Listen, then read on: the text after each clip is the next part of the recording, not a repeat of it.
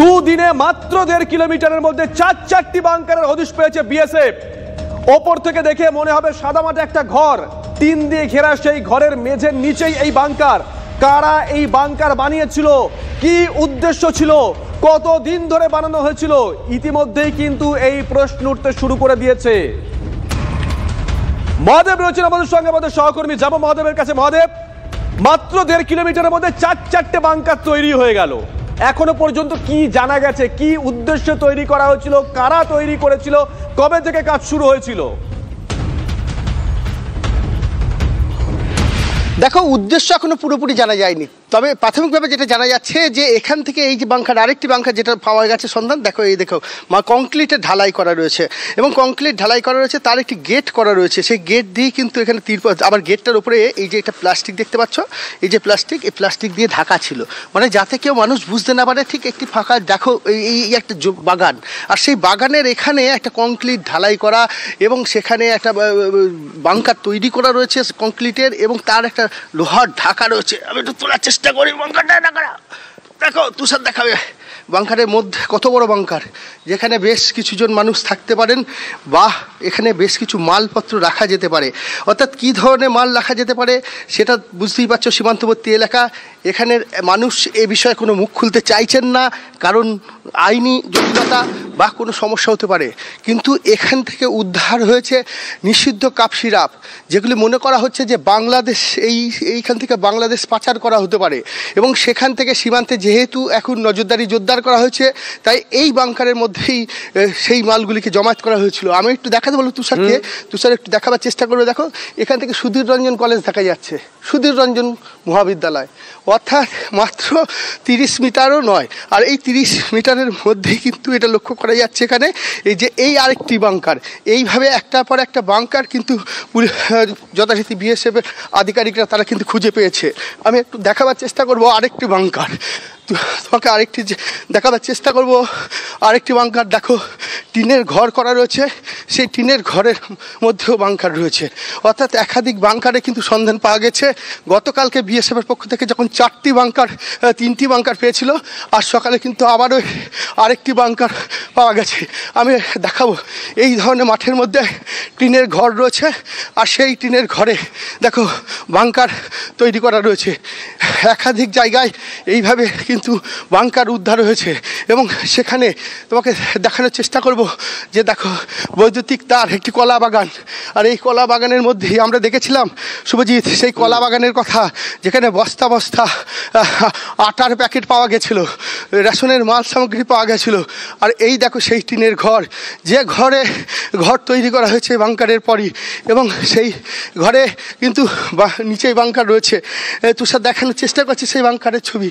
আমি একটু ঘরের ভেতরে যাওয়ার চেষ্টা করি। দেখো বাংকারের মধ্যে, ঘরের মধ্যে কিন্তু যেমন বাংকার রয়েছে তেমন কিছু বিভিন্ন জিনিসপত্র ছড়িয়ে রয়েছে। দেখো তুষার দেখাচ্ছে সমস্তটাই। এখানে মাটি দিয়ে দেওয়া হচ্ছে বাংকারের তলায়, এবং এর ওপরে একটা কার্পেট বিছিয়ে দেওয়া হয়েছিল যাতে বুঝতে না পারা যায় যে তলায় বাংকার রয়েছে। এবং তারপর এই বাংকার ঘরের মধ্যে দেখো থালা রয়েছে, কাগজের থালা, মানে কেউ ছিল, খাওয়া দাওয়া কেউ ছিল সেখানে, মোচ্ছাপ চলেছে, বিভিন্ন নেশার জাতীয় জিনিস ছিল। শুধু ছিল না, রীতিমতো আসা যাওয়া ছিল, থাকতো। তার কারণ বৈদ্যুতিক পাখা রয়েছে, এবং এই ফাঁকা মাঠে পাখা কি করে এলো সেটাও বলি। দেখো একটা তার বহু দূর থেকে এসছে, কোনো ঘরে মিটার নেই, কিন্তু এ দেখো তার, বৈদ্যুতিকের তার সব ঝুলছে। অর্থাৎ এখানে আলোর ব্যবস্থা রয়েছে, পাখার ব্যবস্থা রয়েছে। যেভাবেই হোক না কেন একটা তার দিয়ে এখান থেকে লাইন টেনে এনে এখানে মানুষজন থাকতেন, এবং এইখানে বাংকার তৈরি করেছিলেন। একদিকে থাকা, একদিকে পাহারা দেওয়া। তাহলে কি ছিল এর মধ্যে? শুধু কি নিষিদ্ধ জিনিসপত্র ছিল তা নয়। আমি আসবে দেখাবার চেষ্টা করব, তুষার দেখাবে। দেখো এই যে লক করা ছিল, আবার বাংকারটা রীতিমতো লক করা ছিল। যে লকটা ভেঙেছে সীমান্তরক্ষী বাহিনী যারা কর্মীরা এসেছিলেন, তারা কিন্তু এই লকটি ভেঙে তারপর এর ভেতর থেকে কিন্তু যে সকল সামগ্রী রয়েছে তা কিন্তু তারা এগুলো কিন্তু প্রচার করে। আমি আর একটু দেখাবার চেষ্টা করব, ডান দিকে দেখাবো যে দেখো এইদিকে কিন্তু এখনো পর্যন্ত এই কলা বাগান ছবিটা যেটা দেখা যাচ্ছে সেই কলা বাগানের পরে কিন্তু দেখা যাচ্ছে যে আরও একের পর এক বাংকার এবং সেই সকল সামগ্রী তুমি দেখতে পাচ্ছ। মানুষজন যাচ্ছে, দেখো মানুষজনকে জিজ্ঞাসা করি, একটু যাই কথা বলি, যা এত মানুষ যাচ্ছে দেখতে কি হয়েছে। তারা বলছেন বাংকার রয়েছে, দেখতে এসছেন। দাদা দাদা দাদা কি দেখতে যাচ্ছেন একটু যদি বলেন। আমরা যেটা শুনছি সব বাংকার বেরিয়েছেন, বাংকারে নাকি সব ফেন্সি টেন্সিল আছে। না না, ক্যামেরা দেখার দরকার নেই, বাংকারে সব ফেন্সি শুনলাম, তাই দেখতে আসলাম ঘটনাচক্রে। আমরা এতগুলো বাংকার, একটা পর একটা বাংকার, আমরাই শুনে অবাক সবাই। ফাঁকা মাঠের মধ্যে এরকম বাংকার, আমাদের জনবসতির মধ্যে এটা কার, মানে কলা বাগানটা কারোর কি? ধরা পড়েছে বিএসএফ হাতেই তো শুনছি, এই দেখতে এসছি। একদমই, দেখো ব্যক্তিগত কে মালিক তিনি তো গা ঢাকা দিয়েছেন, সাধারণ মানুষ কিন্তু বলছেন না এই মুহূর্তে কার। এবার তুমি দেখতে পাচ্ছ তুষার দেখাচ্ছে আরেকটি চিত্র, আরেকটা ব্যাংকার, আরেকটা বাংকার। আমি একটু কথা বলার চেষ্টা করি।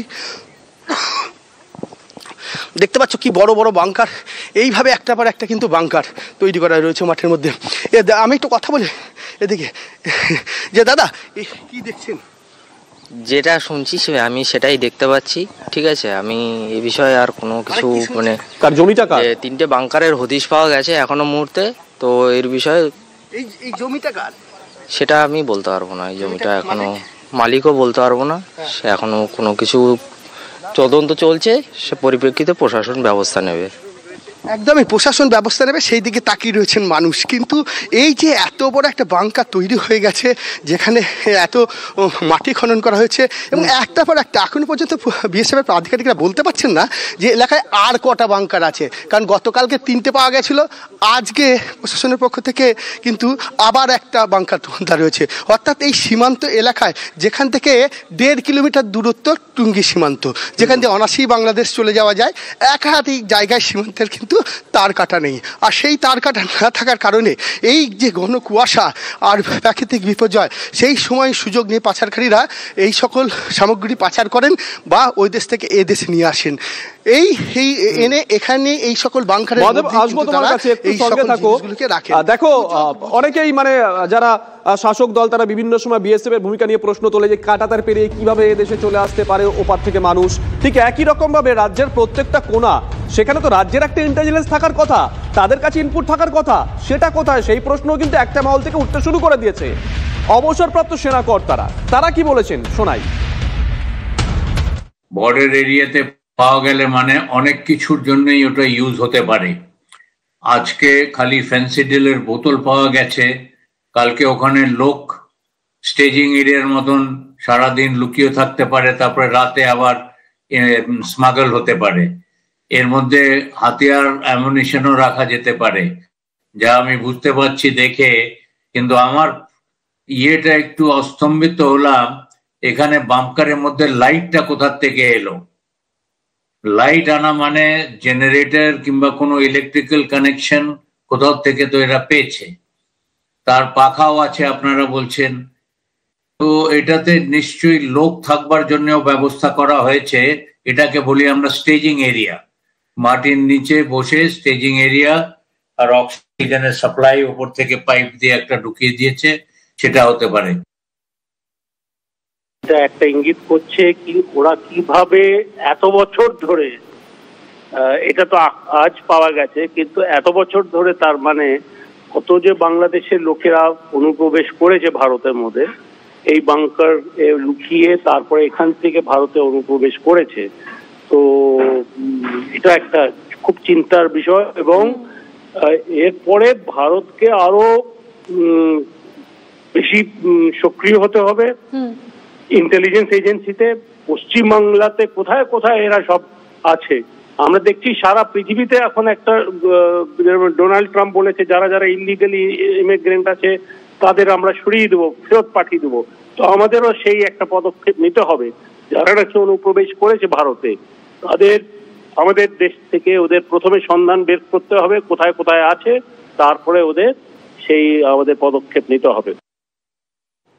মহাদেবের কাছে আরো একবার যাই। মহাদেব, ঘাঁটি গেড়ে বসেছিল এই বাক্যটা বললে বোধহয় অতিরিক্ত বলা হবে না, কারণ যে ঘরটা তৈরি করা হয়েছিল বাংকারের ওপরে সেখানে আলোর কানেকশন ছিল, পাখার কানেকশন ছিল, মোচ্ছাপ হয়েছে তার একটা প্রমাণও পাওয়া যাচ্ছে। এত কিছু হয়ে গেল, কেউ জানতে পারলো না। দেখো, কেউ জানতে চাইলে তো জানতে পারবে। আমরা প্রশ্ন করছি সকলকেই, তারা বলছেন আমরা কিছু জানি না, আমরা কিছু জানি না। কিন্তু মানুষজন আসছে, দেখো এখন কিন্তু মানুষজন দু একজন হলেও আসছেন, দেখছেন, জানেন তো। না জানলে তারা কেন আসছেন, কি দেখতে আসছেন, আমি একটু প্রশ্নই করি তাদেরকে। দাদা, এটা এটা জানেন, এটা দেখেছেন কোনোদিন? আমি এটা কোনদিন সেগুলো আমি বলতে পারবো না। কাদের জমি এগুলো? তাও বলতে চাষিদেরই জমি হবে, কিচ্ছু জানেন না আপনি, তাই না? কার জমিটা কার? জমিটা কার মহাদেব? আচ্ছা শুভজিৎ, যেটা বলছিলাম, কেউ কিচ্ছু জানেন না। জমিটা কার তাও বলতে চাইছেন না? বলতে চাইলেন তো। তোমাকে বলছিলাম যেটা, যে দেখাই, একটু দেখালে আর একটু দর্শকরা কষ্ট হবে। কারণ এইটা যেটা আমি বলছিলাম, প্রায় 14-15 ফুট একটা ঘর যেমন হয় তেমনই একটা ঘরের মতো, অর্থাৎ একদিকে উচ্চতাও প্রায় 10 ফুটের কাছে। আমি নিচে নেমে দেখিয়েছি যে যেখান থেকে হাত উঁচু করে আমি শেষ করতে নাগাল পাচ্ছি না, অর্থাৎ প্রায় 9 থেকে 10 ফুট উচ্চতা, চওড়া প্রায় 14 থেকে 15 ফুট, 14 ফুট। এদিকে একটা বলা যায় বড় একটা ঘর, যেখানে রীতিমতো বসে মানুষ থাকতে পারবেন, এবং সেখানে একটা নয় একাধিক মানুষ থাকতে পারবেন, আলোচনা করতে পারবেন, ঘাটে গিয়ে বসে থাকতে পারবেন, যেটাই বলি না কেন আমরা।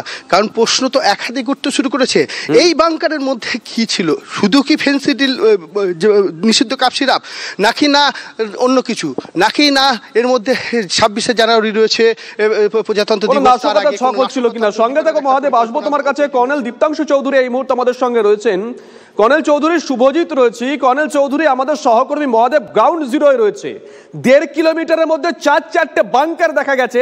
বাংকারগুলো তৈরি করা হয়েছিল, তার উপরে টিনের ঘর, যে ছবি এই মুহূর্তে আমরা দেখাচ্ছি, ওই ঘরে বিদ্যুতের কানেকশন ছিল, আলোর কানেকশন ছিল, পাখার কানেকশন ছিল, এবং ওখানে যা যা জিনিস পাওয়া গেছে খুব পরিষ্কার বোঝা যাচ্ছে ওখানে মোচ্ছাপ হয়েছিল। এত কিছু ঘটে গেল, কেউ কিচ্ছুটি টের পেল না। শুভজিৎ, টের পেয়েছে বলেই আজকে এটা সবাই দেখতে পেল, এবং আপনারা প্রথম এটাকে ব্রেক করলেন তো কুর্নিশ TV9 বাংলাকে। কিন্তু সবচেয়ে বড় কথা হলো যে এই যে বাংকার তো এক রাত্রিরে হয় না। আমি যেটা বারবার বলি, বর্ডার ইন্টিগ্রেটেড ম্যানেজমেন্ট, সেখানে কোথাও না কোথাও আমাদের তরফ থেকে কোথাও না কোথাও একটা ফাঁক থেকে যাচ্ছে। এক, দ্বিতীয়ত ইন্টেল, যেটা intelligence gathering of local from local people, মানে যেটা সাধারণ মানুষ যারা বসবাস করছে, এটা তো রাতারাতি হয়নি, তাদের থেকে যে ইন্টেলিজেন্স গ্যাদারিং, সেখানে আমার মনে হয় কোনো একটা গ্যাপ থেকে যাচ্ছে। আর আমার মনে হয় এবার সময় এসেছে, যদি এগুলো আমরা দেখতে পেয়েছি, ধরা পড়েছে, কান মোলার সময় এসে গেছে যে কর্তৃপক্ষ যারা দিল্লিতে এটা মনিটর করছে, আমার মনে হয় বাংলাদেশের যাদের সঙ্গে তারা কথোপকথন জারি রেখেছে অথবা ব্যাকট্র্যাক ডিপ্লোমেসি রাখছে, কোথাও না কোথাও কান মোলার সময় এসেছে যে ভারতবর্ষের সঙ্গে যেহেতু এরা রাস্তার মস্তান, এরা কোনো একটা স্ট্রাকচার দেশ নয়। এবং আমরা এটাও জানি যে ISI DG ISI lieutenant Asim Malik, ও 3 জনকে নিয়ে মানে কাউকে না জানিয়ে দুবাই থেকে একটা প্লেন করে বাংলাদেশে 3 দিন আগে ল্যান্ড করেছে, এবং কোন হোটেলে আছে। ওরা যতই চেষ্টা করুক বাইরে এটাকে না বলার জন্য, ভারত কিন্তু ওদের ওপর চোখ রেখেছে। এবং জেনারেল আসিম মল্লিক কি জন্য DGISI এসছে, কি ছক করছে, তার কিছুটা গন্ধ নিশ্চয়ই ভারত পাচ্ছে। আমার মনে হয় ঠিক সময় মতন, যেহেতু 26শে জানুয়ারি কালকে, আমাদের প্রত্যেককে সজাগ থাকা উচিত, বিশেষ করে কেন্দ্রীয় সরকার, তার সঙ্গে রাজ্য সরকার সজাগ থাকা উচিত। আর এইটাকে বাড়তে দেওয়া যাবে না, এটাকে একটা জায়গায় বন্ধ করতে হবে। সময় এসেছে, বিভিন্ন রকম ভাবে করা যায়, ডিপ্লোমাসির মাধ্যম দিয়ে করা যায়। আমি বলছি না যে কাজে গিয়ে ডাইরেক্ট কিছু করার জন্য, বাট এই বার্তাটা বাংলাদেশকে দিতে হবে। আর বারবারন্তি ভারতবর্ষ কিন্তু ভালো চোখে দেখছে না। অসংখ্য ধন্যবাদ। আমরা কথা বললাম অবসরপ্রাপ্ত সেনাকর্তা কর্নেল দীপ্তাংশু চৌধুরীর সঙ্গে। এই মুহূর্তে আমাদের সঙ্গে রয়েছেন বিজেপি সাংসদ জগন্নাথ সরকার। জগন্নাথবাবু, শুভজিৎ রয়েছি। জগন্নাথবাবু, আপনি হয়তো নিশ্চয়ই এতক্ষণে জেনে গেছেন 4-4টে বাংকার উদ্ধার হচ্ছে 1.5 কিলোমিটারের মধ্যে। একটি বাংকারের ছবি, মানে যে ছবিটা আমরা দেখাচ্ছি এই মুহূর্তে, তার উপরে টিনের ঘর তৈরি করা ছিল। সেই ঘরের মধ্যে বিদ্যুৎ সংযোগ ছিল, মানে আলোর কানেকশন ছিল, পাখার কানেকশন ছিল, এবং যা যা পড়ে আছে ভেতরে খুব পরিষ্কার মোচ্ছব হয়েছে। জগন্নাথবাবু, হ্যাঁ, এতে পরিষ্কার বোঝা যায় সমস্ত তদন্ত কেস ধরা পড়েছে বিএসএফ এর হাতে। আর এখানকার মুখ্যমন্ত্রী বারে বারে বিএসএফ কে টার্গেট করে বিবৃতি দেয়। এতেই বোঝা যাচ্ছে এখানকার প্রশাসন কিভাবে বিভিন্ন অপকর্মের সঙ্গে জড়িয়ে রয়েছে রাজ্য সরকারের মদতে। এখানকার পুলিশ প্রশাসন ছাড়া এইভাবে বাংকারে মদত, রাজ্য সরকারের মদত ছাড়া, দলীয় মদত ছাড়া এত বড় মানে ঘটনা ঘটতে পারে না। তা শুধু বিএসএফ এর ওপর দায় চাপিয়ে দিয়ে অপরপক্ষে তারা অপকর্ম করে যাবে। সারা বাংলাটাই জঙ্গিদের কারখানা হয়ে গেছে, তোলাবাজের একটা রাজত্ব চলছে, এবং সেই জগন্নাথবাবু রাজ্যের তাহলে একদম তাহলে আর 7 খুন মাপ। জগন্নাথবাবু, রাজ্যের ইন্টেলিজেন্স নিয়ে যেমন প্রশ্ন উঠছে, তেমনি একই রকম ভাবে প্রশ্ন তো ওখানে বিএসএফ টহলদারি করে। দেখুন, এতটা সীমানা আছে এখনো অরক্ষিত, যার কাঁটাতারের বেড়া দেওয়াতে রাজ্য প্রশাসন সহযোগিতা করছে না। জমি জন্য যেটা অধিগ্রহণের কাজ রাজ্য করছে না বলেই আজকে এখনো অরক্ষিত রয়েছে। তাই সমগ্র এলাকায় এত বিএসএফ ছিল না, ইদানিং কড়াকড়ি হওয়াতে বিএসএফ কিছু বেশি পোস্টিং হওয়াতেই সম্ভব হচ্ছে, তাই ধরা পড়ছে। অসংখ্য ধন্যবাদ। আমরা বিজেপি সাংসদ জগন্নাথ সরকারের সঙ্গে কথা বললাম। এই মুহূর্তে আমরা যে ছবিগুলো দেখাচ্ছি, 4টে ছবি, 4টে বাংকারের ছবি, সবার আগে আমরাই দেখিয়েছি টিভি 9 বাংলা। বর্ডারে কোথায় কি ঘটছে, কোন প্রান্তে কি চলছে দেখাবো একটা ছোট্ট ব্রেকের পর।